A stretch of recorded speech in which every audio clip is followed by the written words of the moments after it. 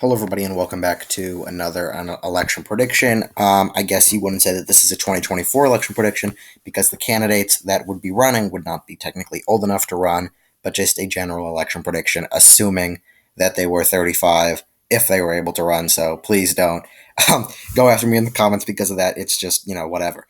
But the ticket will be Marjorie Taylor Greene and Matt Gaetz, with Marjorie Taylor Greene running as the presidential ticket and Gaetz running as VP. And AOC running on the Democrat side of the presidential ticket, and Ayanna Pressley on the vice presidential side. So definitely a very interesting ticket.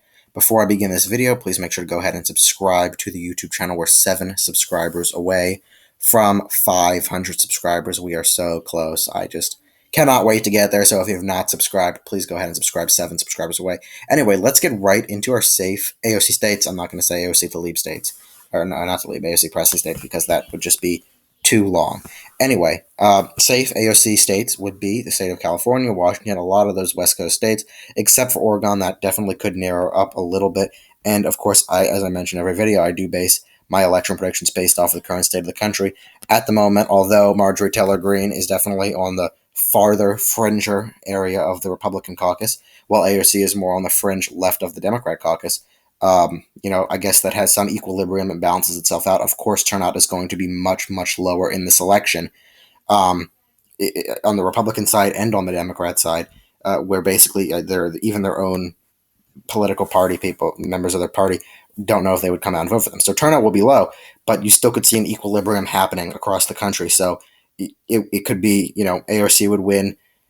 The popular vote could be AOC having 60 million votes and Marjorie Taylor Greene having 58 million votes. So it definitely would decrease, in my mind, a good amount. But yeah, 130, 125. Likely AOC states, this would be Oregon or Illinois, not Maine at large. I don't know why I clicked that. It would also be, of course, the rest of the West Coast. And the state of Colorado, that's also a state that is shifting very, very quickly to the left.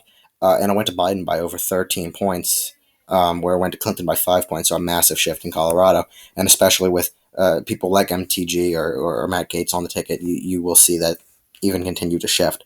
I'll still leave in the likely category, however. Texas will remain a likely state, even with AOC. She won't really have much of an Hispanic appeal, especially in Florida or Texas. Florida having that high Cuban population, and AOC, of course, labeling herself a socialist, doesn't help that cause. Also, Iowa, Ohio, and Maine second will all be likely Republican states, so that gets them to 219. Lean Democrat states. New Mexico will still be a lean Democrat state. Virginia would be lean Democrat. Minnesota would be lean Democrat.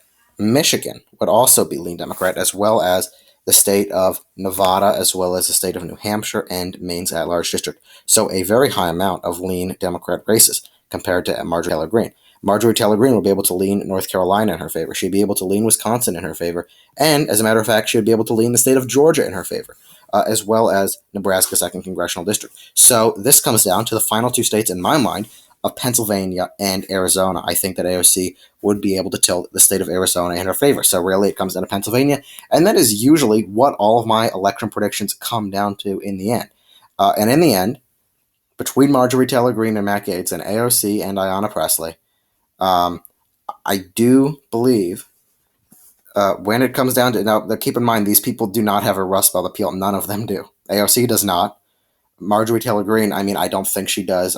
We haven't really seen any polling with her. Matt Gaetz from Florida, Taylor Greene, of course, Georgia, Ayanna Pressley and AOC, all of that, those northeastern, and I know Pennsylvania is somewhat northeastern, but they kind of, really that I don't know what to put it, the wealthy northeast towns, I guess. So Pennsylvania, not much of an appeal, but with the shift in the Rust Belt, I do think that Marjorie Taylor Greene and Matt Gaetz could end up edging that out. So, of course, an incredibly close election, and also turnout being incredibly low given the unpopularity of all of those people.